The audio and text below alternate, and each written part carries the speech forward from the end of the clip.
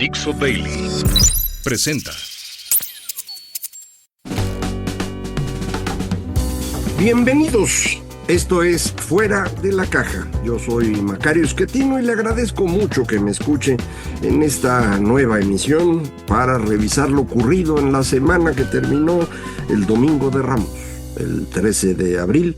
Una semana en la que lo más importante sigue siendo lo que pasa a nivel global, así que me voy a concentrar en ello. Un comentario general: hay ya muchos de ustedes que han estado presionando que ya estamos en abril y no ha habido largo aliento.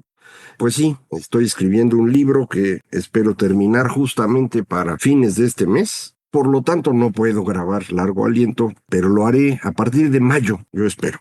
Bueno, la semana que termina el 13 de abril es una semana en la que ya queda claro el daño que ha causado el señor Donald Trump. También hay varios de ustedes que por alguna razón creen que el señor Trump es un buen líder y entonces se enojan de las críticas que se le hacen, pero yo qué culpa tengo. Los datos son muy duros.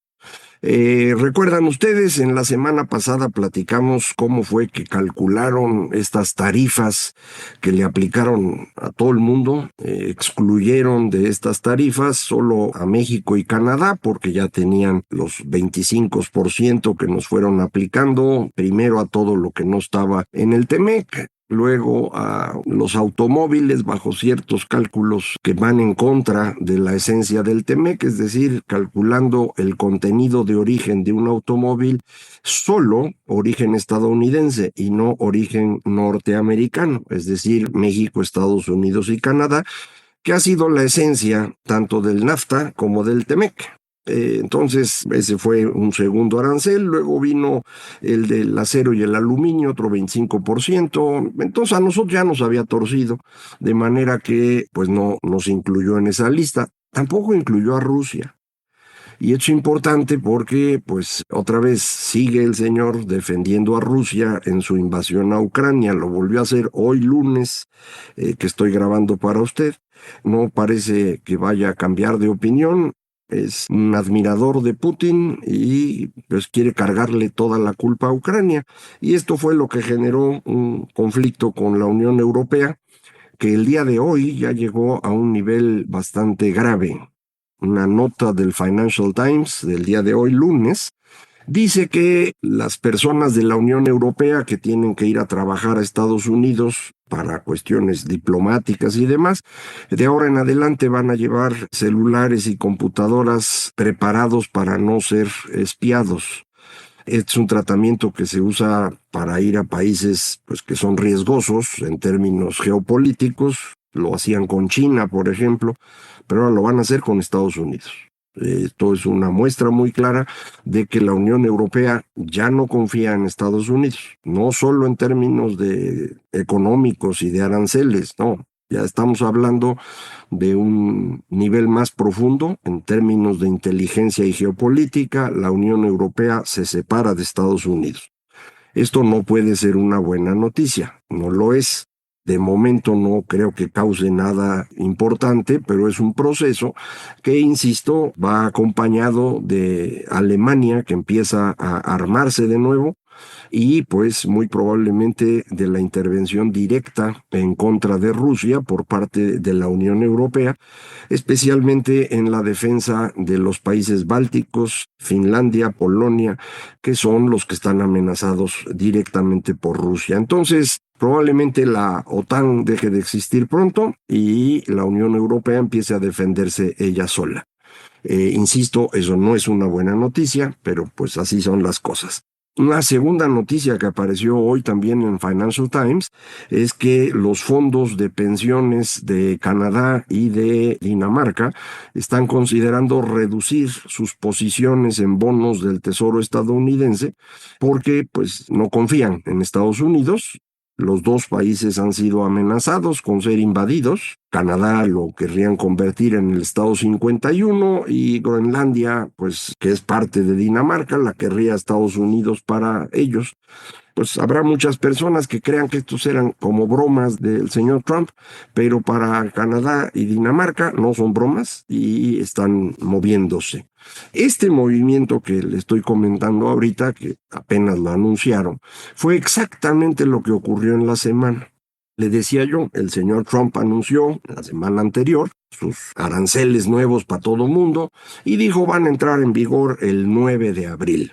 El miércoles 9 de abril, en la medianoche, es decir, la madrugada pues del miércoles, entraron en vigor las tarifas. Resultado, se hundieron los mercados. Y no solo se hundieron como a veces pasa, que caen las bolsas y demás, ocurrió un fenómeno muy preocupante para Estados Unidos, y es que la tasa de interés de largo plazo, tanto de los bonos de 10 años como de los de 30 años, empezó a subir. La tasa de interés, o estrictamente hablando, el rendimiento de estos bonos, es resultado de su precio. Si de pronto la gente empieza a vender los bonos, baja el precio y ese es el equivalente a que suba el rendimiento. Entonces, sube el rendimiento de los bonos de 10 años y de 30 años porque ese miércoles las personas empezaron a vender. Mucha gente había estado diciendo que China tenía agarrado a Estados Unidos porque tenía muchísimos bonos del tesoro y cualquier día los podía vender. No fue China, fue Japón el que hizo esto, según todo indica. Hay personas que están tratando de averiguar bien quién fue, pero en principio fue claro que Japón fue uno de los principales vendedores de bonos. Y por cierto, Japón es quien más bonos tiene, no China. China es segundo lugar. Pero a lo mejor China también vendió, probablemente el Banco Europeo también lo hizo. El caso es que empezaron a vender bonos. Si venden los bonos, insisto, sube el rendimiento. Y lo lógico que ocurra cuando sube el rendimiento de estos bonos es que la gente pues se mueva a tener más dólares y por lo tanto el dólar se debe fortalecer. Lo que ocurrió el miércoles fue lo contrario. Mientras los rendimientos de largo plazo subían, el dólar se depreciaba. ¿Qué quiere decir eso? Que la gente que vendía los bonos, al recibir los dólares, los cambiaba de inmediato por yenes, por euros, por libras. Y esto, pues, es una señal clarísima de que la gente que está en los mercados, los grandes movedores de dinero, pues no confían en Estados Unidos. Y eso provocó que a mediodía el señor Trump saliera a decir, no, espérense. Vamos a poner una tarifa solo de 10% pareja a todos, los pingüinos y a Francia, todos 10%, menos China. China va a ser 125. Ya luego se acordaron que hay un 20% por fentanilo, que también nos aplicaron a nosotros, y órale, va a 145 entonces. Antes de anunciar esta modificación en las tarifas, de bajarlas de los números que había inventado a todos parejo en 10, antes de hacerlo, puso un mensaje en su red social que decía, llegó el momento de comprar. Es decir, cuando las bolsas estaban hundidas, el señor anuncia, hay que comprar. De inmediato da su anuncio de que cambia la tarifa y entonces las bolsas suben. ¿Qué significa eso? Información privilegiada para especular, que debe haber generado miles de millones de dólares de ganancia. De hecho, se ve en las gráficas intradía, el comportamiento segundo a segundo de las bolsas de valores, se ve como el índice de las bolsas empieza a subir minutos antes del anuncio de las tarifas.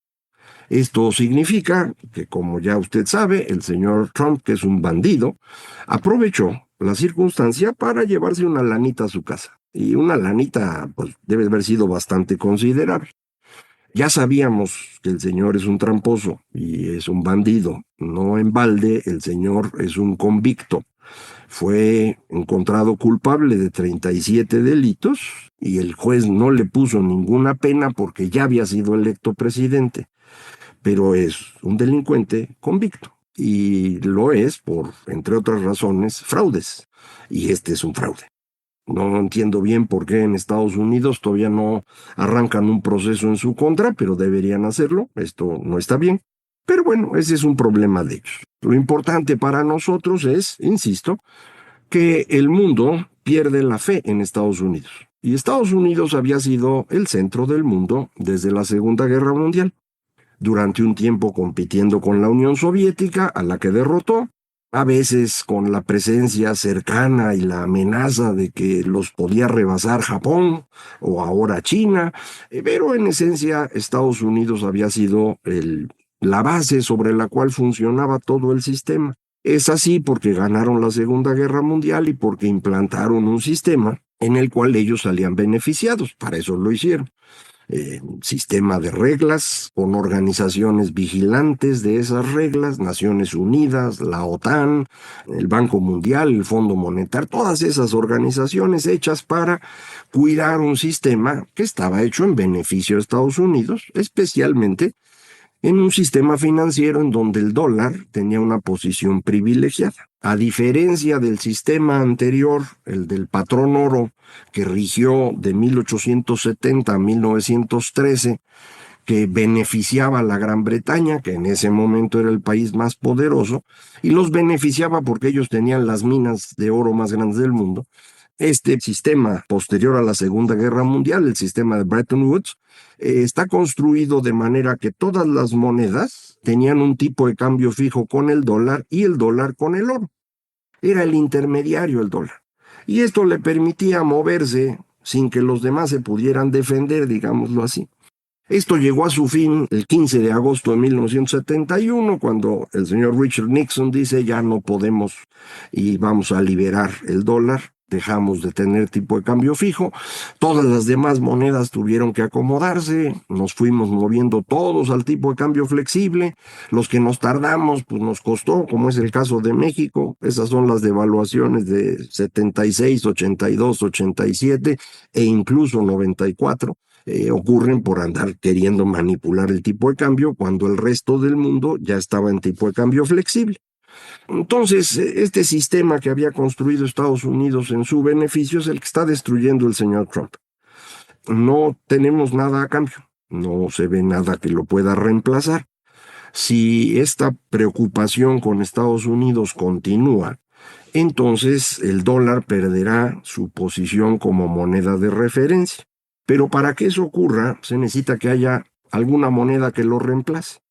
No hay en este momento nada. Ni el yen ni la libra podrían hacerlo porque son economías pequeñas.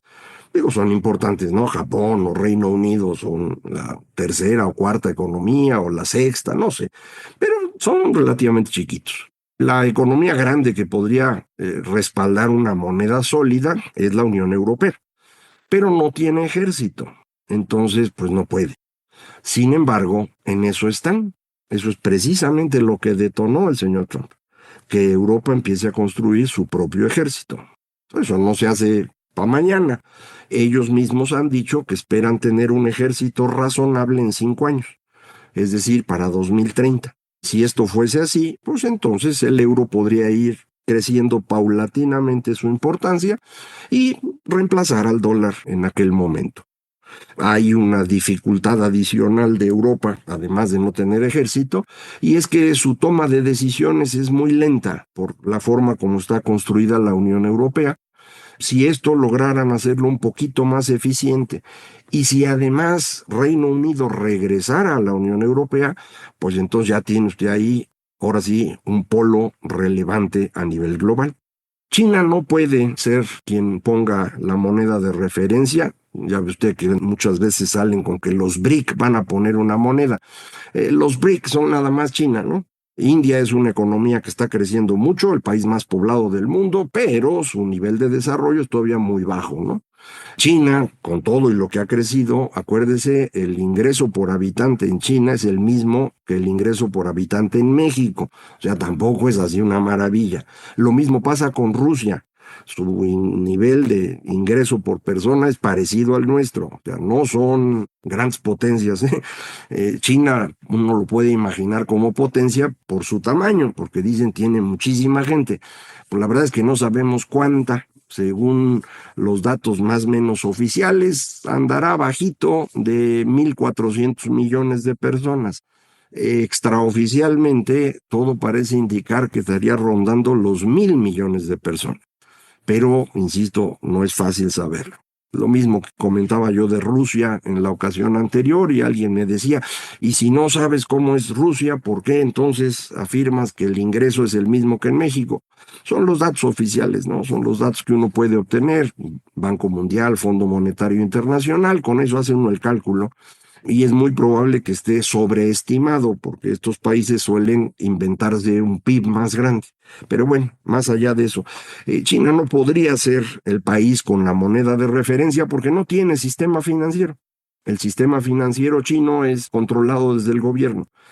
No es un sistema transparente, no es un sistema profundo, de manera pues que nadie invierte en yuanes, ¿no? Si fuese un sistema más o menos bueno, pues la gente compraría yuanes para tener inversiones en China, en bonos del tesoro chino. Eso no ocurre, porque solo Dios sabe qué está pasando allá adentro, ¿no? Entonces mejor ni se mete uno.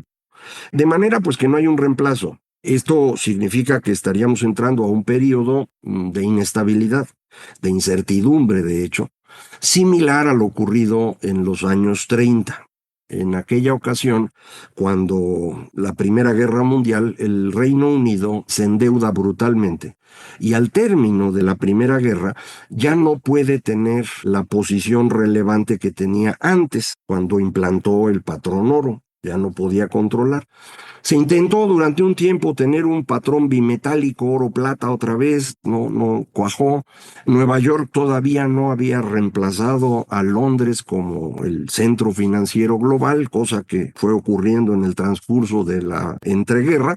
Y al final, bueno, pues se logró estabilizar un sistema alrededor del dólar, como ya comentamos. Pero ese periodo fue muy inestable, incierto, y ahí fue donde se les ocurrió a un par de legisladores estadounidenses subir aranceles, porque con eso Estados Unidos iba a ser una maravilla. El resultado fue que la Gran Depresión, que todavía no existía, existió. Había ocurrido ya la caída de la bolsa de octubre del 29, pero eso no se había reflejado en una economía dañada. Fueron las tarifas o aranceles los que provocaron la Gran Depresión, que desestabilizó el sistema económico global y facilitó el ascenso de los populistas europeos de la época, especialmente el señor Adolf Hitler, de quien usted sabe, pues vino la destrucción de toda Europa. Ese sería el escenario más negativo ahorita, que estando en este sistema inestable, este incremento en aranceles pudiera provocar este daño general, porque véalo de esta manera, al poner este arancel de 125, 145, el señor Trump a China, quien sale más dañado es Estados Unidos. China puede venderle a otros. Estados Unidos tiene una dependencia muy grande de China en sus insumos. Por eso, el sábado salieron en la mañana con que, mira, no, siempre no va a ser 145. Para los celulares y los electrónicos y semiconductores, va a ser, la quitamos. Luego salió con que no la quitamos, va a ser 20. Siguen sin ponerse de acuerdo. Pero esto es lo que nos muestra, es que quien va a resultar más golpeado con esta guerra comercial puede ser Estados Unidos. China tiene control político absoluto, le venden a muchos, dejarle de vender a Estados Unidos les costaría bastante, pero pueden aguantar. Estados Unidos no va a aguantar si no tienen celulares, la raza se enoja rápido, sin celular, y televisiones y todo ese tipo de cosas que China les estaba vendiendo. ¿Los podríamos hacer en México? Pues sí, a lo mejor sí, pero hay que hacer las plantas y conseguir a la gente y capacitarla, y se lleva 2, 3 años. ¿Lo podría hacer Estados Unidos? Pues sí, lo podría hacer, igual le costarían 2 o 3 años, pero además saldría carísimo porque la hora de trabajo allá es mucho mayor que acá el pago. Entonces ya se metieron en un camote del que no pueden salir. Mi preocupación más grande es que esto ya no se puede resolver. Ya nadie va a confiar en el gobierno de Trump. Todo el mundo se va a esperar los 4 años a ver si con eso los que siguen son confiables o no.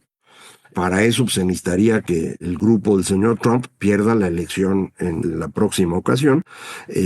No vaya a ser que el señor de veras quiera ser presidente por tercera ocasión en contra de lo que dice su constitución, pero aun si no fuera él y fuera el señor Vance o algún otro de los que lo rodean, pues Europa no va a confiar en ellos. Y en estos 4 años, insisto, sí les da tiempo de tener ya un ejército razonable y, digámoslo así, independizarse. El escenario bueno es que entremos a un proceso como el que vivimos en los años 80, cuando la Reserva Federal en Estados Unidos elevó brutalmente las tasas de interés para enfrentar una inflación muy grave. Ya los consumidores estadounidenses están esperando que la inflación se desate y frente a eso la Reserva Federal no puede quedarse tranquila. No creo que suban la tasa ahorita, pero tampoco la van a bajar, que es lo que Trump quiere.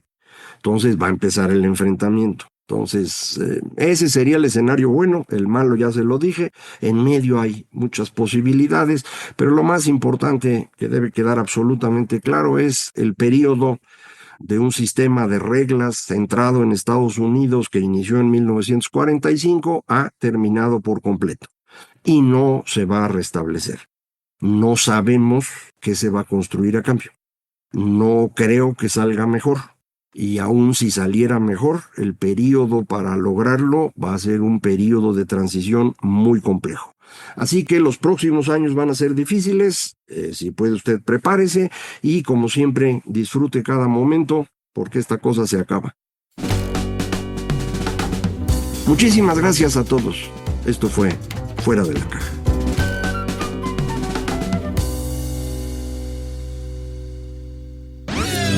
Una producción de Dixo.